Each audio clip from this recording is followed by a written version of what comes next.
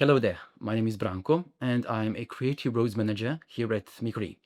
Have you ever wondered how you could switch on lights with just your smartphone? This is exactly what this project is all about. Now let me explain.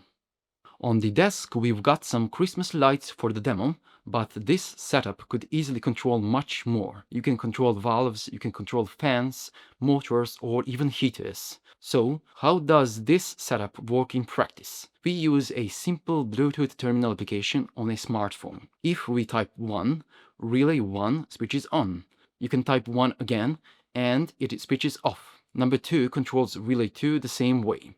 And 3 activates both relays together. So if you type 3 again, they are going to be both turned off. It is that simple to manage loads wirelessly. Here is the hardware behind it. A Click for STM32F7 dev board is our main controller. On Microbus 1, the MDBT42Q Click provides Bluetooth so we can connect with a smartphone. On Microbus 2, temperature and humidity 18 Click senses the temperature, and if it detects 0 degrees Celsius, it automatically turns on the lights, because winter means Christmas lights. Finally, on Microbus 3, the Relay 3 Click acts as a switch, safely controlling the loads. The real power behind this solution is NECTO Studio IDE. It lets us build, flash, and debug projects in one place, with clipboard software packages already integrated. And for full project details and documentation, everything is available on Embedded Wiki. With NECTO Studio and clipboards, powered by MikroE hardware, you can turn ideas into prototypes in no time.